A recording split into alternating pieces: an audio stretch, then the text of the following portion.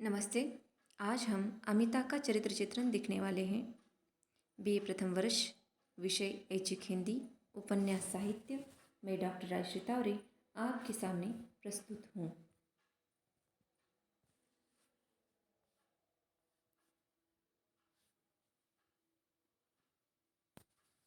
शोषण विहीन समाज की नारी अमिता है। हम सभी का सामाजिक दायित्व है कि समाज से शोषण को समाप्त किया जाए, न कि शोषक को। यशपाल के इन्हीं विचारों की अभिव्यक्ति अमिता उपन्यास के माध्यम से हुई है। यशपाल स्वयं राष्ट्रीय आंदोलन के क्रांतिकारी दल के सदस्य थे।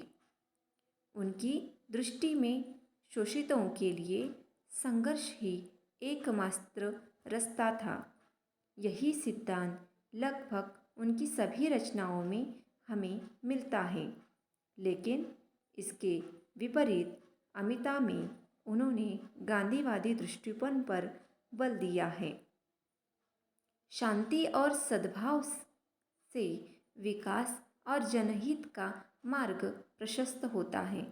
इसीलिए उन्होंने उपन्यास की नन्ही और लाडली अमिता को बचपन से ही यह शिक्षा दी कि किसी से छीनो मत, किसी को डराओ मत, किसी को मारो मत। अमिता कलिंग की युवरागी हैं। अमिता कलिंग की युवरागी महाराजकुमारी हैं। उनकी आयु 6 वर्ष है। उनकी अपनी माता महारानी नंदा से बाल्यावस्था में शिक्षा ग्रहण की है। वे कहती हैं, तेरा कल्याण हो, धर्म में तेरी आस्था और प्रवृत्ति रहे। तू सदा बहुजन के हित के लिए, बहुजन के सुख के लिए, बहुजन से परिताप के लिए यत्न करे। तू किसी से छीनना मत, तू किसी को डराना मत, तू किसी को मारना मत। धर्म, भगवान और संघ तेरे रक्षक और सहायक होंगी। अमिता ने अपनी माता की शिक्षा को हृदयंगम कर लिया और अपने जीवन में इसे उतार लिया। अमिता की चारित्रिक विशेषता इस प्रकार है। अमिता अबोध बालिका है, अमिता भावुक है, अमिता चंचल है, अमिता बुद्धिमती है, अमिता अहिंसावादी बालिका है। अमिता अबोध बालिका है, वह कैसे? इस प्रकार देखिए। अमिता कलिंग की महाराजकुमारी युवरागी अमिता 6 वर्ष की बालिका है। वह महाराज करवेल और महारानी नंदा की बेटी है। सम्राट अशोक के आक्रमण के प्रतिरोध में महाराज करवेल युद्ध में विजयी तो होते हैं, परंतु वो पूरी तरह घायल होते, अतः उनकी मृत्यु हो जाती है। अमिता का जन्म सम्राट अशोक के प्रतिरोध और विजय की घड़ी में हुआ। महाराज के विजय अभिमान के मुहूर्त में राजकुमारी के जन्म को निश्चय विजय बताया था और राजकुमारी के अमिता वैभव, अक्षय वैभव और प्रतापी होने की भविष्यवाणी की थी। राजकुमारी के अमित वैभव और पराक्रम की स्वामिनी होने के विश्वास में राजकुमारी को अमिता नाम रखा गया। अमिता भावुक है। जब अमिता कपोतों के साथ खेलने लगती है तो बबरू नामक कुत्ता कपोतों को देखकर भौंकता है। तब अमिता अपने नन्हे नन्हे हाथों से बबरू के सिर पर प्यार से थपथपा कर कहती है, तू निरीह कपोतों को क्यों आतंकित करता है? अम्मा कहती है, किसी से छीनो मत, किसी को डराओ मत, किसी को मारो मत। तू भूखा है तो मैं तुझे दूध भात खिलाऊंगी, तू कपोतों से मत छीन। जब कपोत अमिता के शरीर पर जाकर बैठते हैं तो बबरू धुने क्रोध से पक्षियों पर टूट पड़ता है। पक्षी भयभीत होकर उड़ जाते हैं। अमिता कंचू की उद्दाल से कहती है, मामा, यह बबरू बड़ा दुष्ट है। यह निरीह कपोतों से छीनता है, उन्हें डराता है, उन्हें मारता है। अम्मा कहती है, किसी से छीनो मत, किसी को डराओ मत, किसी को मारो मत, हम इसे दंड देंगे, इसे सांकल में बंदी बना लो। इस प्रकार अमिता अत्यंत भावुक है। अपने कुत्ते को वह सांकल से बांधती है, अर्थात उसे किसी का भी दुख दिखाई देता है तो वह संवेदनशील और द्रवित हो जाती है। कपोतों के दुख को वह महसूस कर पाती है। अमिता इस प्रकार बहुत ही भावुक है। अमिता चंचल है। बाल सुलभ चंचलता अमिता में दिखाई देती है।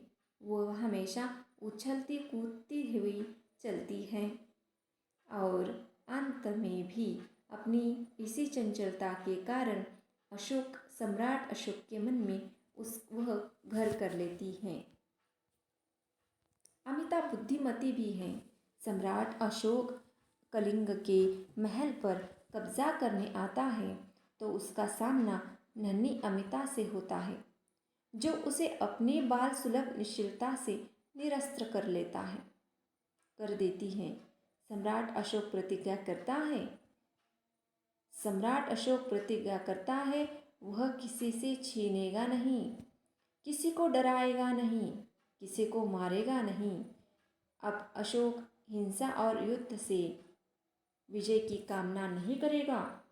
वह कलिंग की विजय महारानी की भांति निश्चल प्रेम से संसार के हृदयों को जीत लेगा, विजित कर लेगा। इस प्रकार जिस सम्राट अशोक के हृदय को लाखों सैनिक अपने प्राणोत्सर्ग करके भी न दहला सके, उसे एकमात्र 6 वर्षीय बालिका ने अपनी बाल सुलभ चेष्टा से निरस्त्र कर लेती है। यहाँ अमिता के बुद्धिमती होने का परिचय मिलता है। अमिता अहिंसावादी बालिका है। नए दुर्ग के निर्माण में सैनिक प्रजा को जब डराते हैं, धमकाते हैं, मारते हैं तो अमिता को यह अच्छा नहीं लगता। वह सेनानायक को पूछती है कि यह सैनिक प्रजा को डरा क्यों रहे हैं, उन्हें रुला क्यों रहे हैं, उन्हें मार क्यों रहे हैं। जब सेनानायक कहते हैं कि हम उन्हें मार नहीं रहे, प्रजा रक्षा के लिए कर रहे हैं, तब अमिता कहती है, ओहो, यह मारना नहीं है तो क्या खेल है? अच्छा, हम भी खेल देखेंगे, यह खेल हम भी देखें। इस प्रकार यहाँ सेनानायक को भी वह निरुत्तर कर लेती है और वह प्रजा के पक्ष में खड़ा होकर अपने अहिंसावादी तत्वों को वह दिखाई देती है। अमिता कोड़ा सैनिक के हाथ से लेती है और सेनानायक की ओर घूम जाती है। उसने हाथी की पीठ से सैनिक को कोड़ा घुमाकर ग्रामीण के पीठ पर मारते देखा था। वैसे ही अपनी छोटी कोमल बाह से कोड़े को घुमाकर युवत की पीठ पर मारा और पूछा, अच्छा है यह खेल? इसके बाद अमिता उसे हाथ में सांकल बांध अपने राजमहल लेकर जाती है। उसे राज्य के प्रजा की जाने वाली हिंसा अच्छी नहीं लगती, इसीलिए वह युवत को दंडित करती है। उसे हिंसा पसंद नहीं है। धन्यवाद। इस प्रकार अमिता बुद्धिमती, संवेदनशील एक युवराज के रूप में इस उपन्यास में प्रस्तुत है, जो बहुत ही संवेदनशील और बुद्धिमती है। और बुद्धि और संवेदनशीलता का यह अनोखा समन्वय इस उपन्यास में एक बालिका के माध्यम से यशपाल हमारे सामने प्रस्तुत करते हैं। आज के लिए बस इतना ही। कल हम एक विशेष अलग विषय को लेकर चर्चा करेंगे। आज के लिए बस इतना ही।